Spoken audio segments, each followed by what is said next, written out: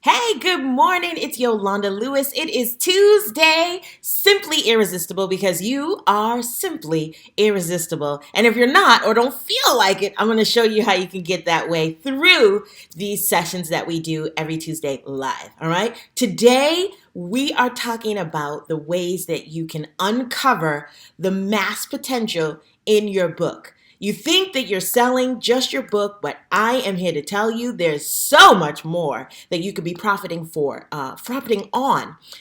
To where you're leaving money on the table even as we speak, right? So let's gather up all that money off the table and chat today. All right. If you're with me, go ahead and comment below.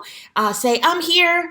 So I can see your wonderful, beautiful self. Also, comment if you are listening to the replay, hashtag replay, so that we can catch you on the replay side. Okay, so let's just dive right in because I don't like to do too much front stuff. You are here to get information that will help you to pivot to your next level starting today, right? We don't want stuff that's, is going to take you months and years and more time when you've already taken that time. Speaking of which, let's go back to the time you first wrote your book, right? Whether it's your first book or your 10th book or your ninth book like myself, whatever it is, let's go back to that moment when you first wrote your book. I know that you thought that was hard. I know that it pulled a whole lot of stuff out of you. I know that you flowed in your writing to make sure that the people were going to understand what they were going to read and connect with you on many levels, that in some way, shape, or form, they would be helped, they would be served, they would be changed. That's what your initial thought was when you wrote, right? If that's right, comment right below, okay? If that's so, what you may have missed in that writing was, what in the world are you talking about? Right? You know your book title because you created it. You wrote the story because in most cases you lived it, or it's something you were just all in your head about. However, your biggest question is, what did you write about? What topic is this? Where does this fit in the grand scheme of life? And most importantly, how does this help somebody change where they're at? How does this help somebody change their life? Whether you are doing a fiction project where you are writing for entertainment, right? Or maybe even you're writing through fiction, but to educate. So that is a genre, if you will, education, even if it's through the vehicle of fiction books. Then there's nonfiction. You might be doing transformation work, right? Where you're sharing a part of your story, your journey, how you got to where you are today.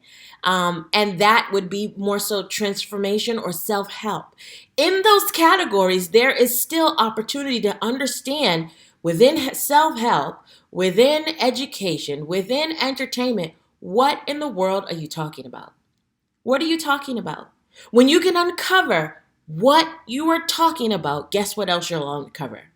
You're going to uncover the money that's spread all over the table that's been waiting for you to pick it up. Okay? Okay.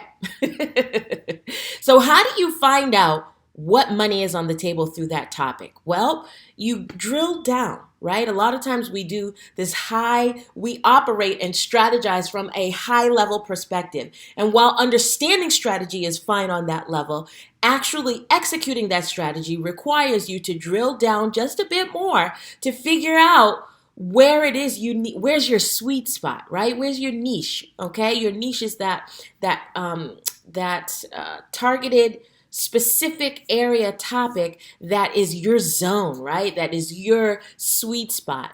So when you're looking at what money's on the table and how you can uncover the layers of stuff that's in your book to sell in additional to the book itself, you look at the topic, okay? You look at what is the topic talking about. What is related to that topic, right? You're breaking it all the way down. When you break it down in that way, you'll be able to see some of the other opportunities that you have. For example, let's say you are a chef, right? You're an author, you're a chef. In the world and the lane of a chef, or you have a recipe book, you're also more than likely a speaker.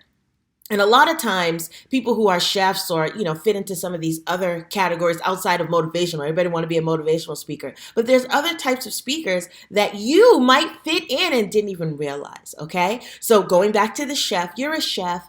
And so let me actually take a step back further. There's 4 types of speakers. Speaker number 1 is educational. Speaker number 2 is motivational. Speaker number 3 is demonstrative. And speaker number 4 is entertainment.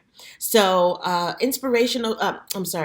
educational speaker is going to be a speaker who teaches. So if you've written a book that is catered to something in the non-fictional realm where you're talking about, let's say, transformation, in that transformation, you might be an educational speaker. You might want to help them understand the process to break down how they need to go about the change that they're seeking.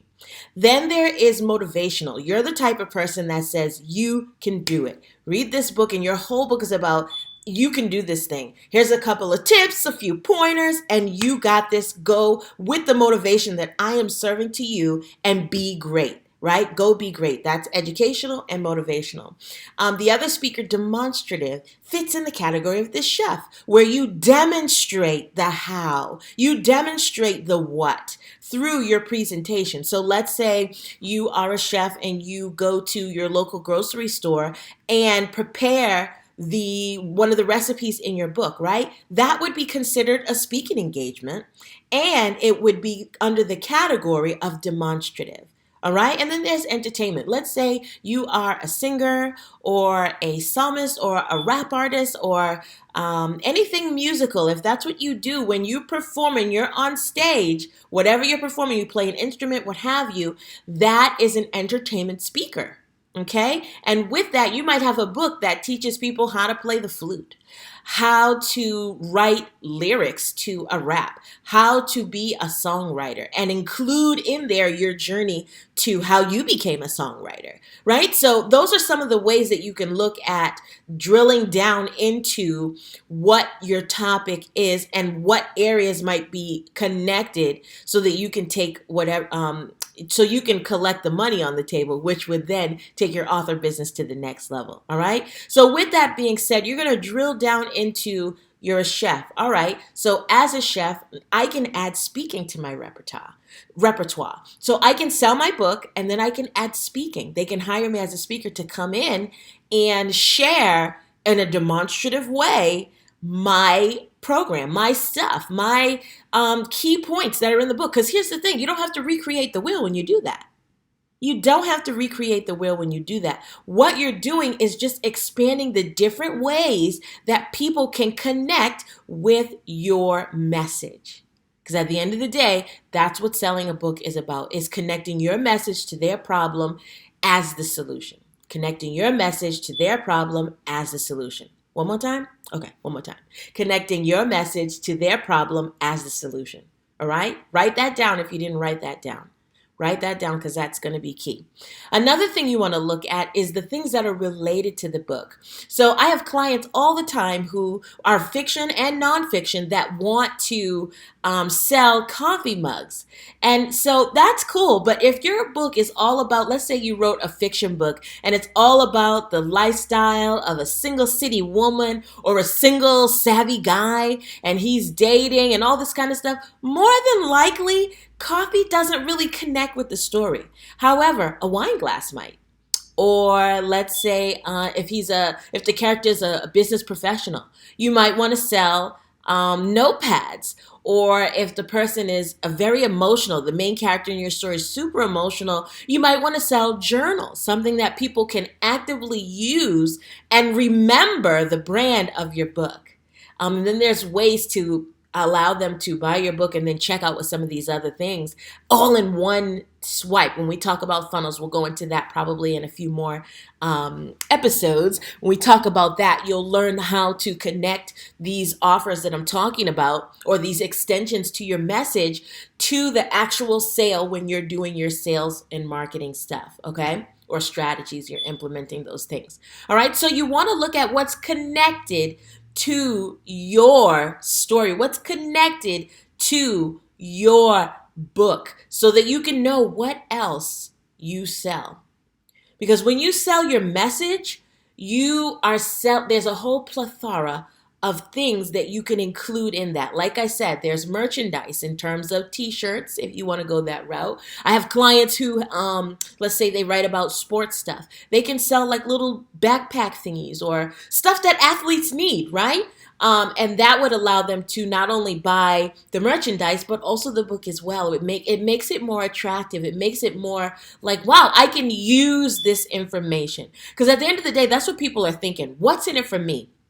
How are you helping me solve my problem? Whether it's to get to the point B, we talked about point A and point B before. So whether you're helping them to get to point B or you're helping them to actually go up, from a up and down perspective, or whether you're helping them to understand, just kind of get the wheels turning, whatever it is, they're looking to see what's in it for me.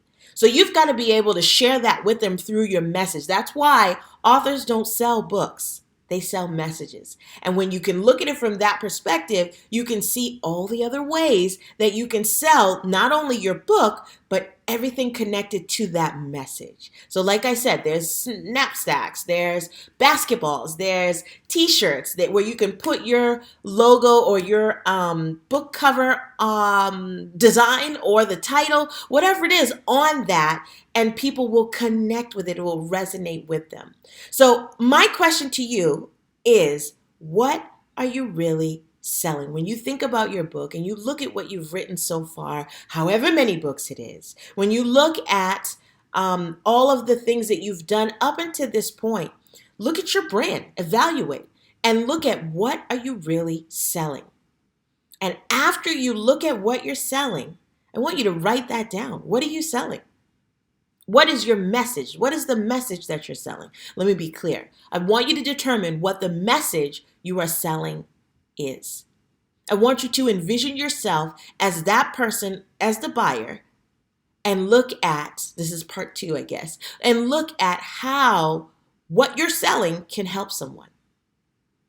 Look at where they're at and figure out what else do they need to make that journey a little bit easier. So if you have a nonfiction book and it's all about business, right? You're helping businesses go to the next level. I wrote a book called Next Level Up, and it helps business owners, entrepreneurs, to look at how they are doing business and create a business model that fits their lifestyle. To be honest with yourself and create something around who you already are, right? So in tandem to that, I might sell coffee mugs. I might sell coffee mugs that say Next Level Up all over the thing, right? Because as that business person is getting started with their day, more than likely, what are they drinking? Coffee. That's how they start their day, right? Coffee. That's the first thing they do. They go to their phone. So I may want to create an app that sends messages. So the first thing that they see when they open their phone is something about Next Level Up. Okay? So I want you to look at, what are you really selling? What is your message? What message are you really selling to the people? Think about that buyer and how that message that you're selling connects with where they're at. And from there, you can scoop up all the money on the table by creating other products connected to helping them transition to their point B or to their next level. Now, the other thing that might be, right? We talked about merchandise, but it could be a program. Perhaps even as a nonfiction author, you have a program that helps people to be creative, or taking from the character in your story that helps people to understand a particular situation a little bit better. So let's say you have a main character that is mentally ill, right? And people, you want to bring awareness to mental illness because people normalize it. And so they don't even realize it's mentally ill, when in fact, as they read the book and they connect with the main character, they're seeing, wow, not only does she have this mental illness that I can clearly see because I'm looking at her from the outside perspective, she kind of sounds like me. And so from that, there might be an opportunity to say, hey, nothing deep, right? Doesn't have to be deep. It just has to be impactful. Okay, that's why you're here as an author, right? You want to make a difference. So the way that you can make a difference in that scenario is you have a journaling program. where they sign up for this program to journal with you and just free flow about that particular topic. Now, you're always talking about your book, you're always talking about the characters in your book, and you're always keeping the book relevant from that angle. But the other angle that you not only keep it relevant, but cause a call to action is to get people engaged. And that's the way you get them engaged. So you can have merchandise. You can have programs. On the nonfiction side, you might want to do a coaching program that's a couple of weeks long. That's, even something that's automated because you've lived through the experience, right? And if you have questions about how to do all those things, type that below so that we can add this to our sessions to talk about, along with all the other goodies and activities that we have going on in the group. So we can talk about that deeper if it's something you really want to know about. But for now, I want you to know that the option is there. The money is on the table there for those programs, for that journal program, for that coaching program, for that speaking engagement. There's all kinds of ways you can scoop up that money off the table when you are very clear with what the message is that you're selling. So I want to remind you of the call to action from today's session is for you to visit what you are really selling. What message are you really selling? That's part A. And part 2 to that same homework is how does that message help someone else? Looking at where they're at in their process of getting from that point A that you have to the point B you're trying to take them to. All right? All right. I love it. I love it. I can't wait to read all of your comments, and I will respond to every single one of them. I can't wait to see you again next week for the next Simply Irresistible. All month, we're going to be talking about sales strategy and marketing. Marketing, because as an author, you might think that the hard part is over in terms of writing your book, but the journey is really just beginning. And it doesn't have to be hard. There's ways you can simplify it when you have a strategy. And that's what I'm here to help you with, okay? All right, so that is it for today. Simply Irresistible with Yolanda Lewis. We talked about today the ways that you can uncover the hidden potential, an opportunity in your book that you have, whether it's 1 or 300, without selling the book. All the methods and strategies that I gave you today, you can do without selling the book. You're selling the message. Remember that always. As an author, you're selling the message. All right, I'll see you again next week. Talk to you soon. Bye.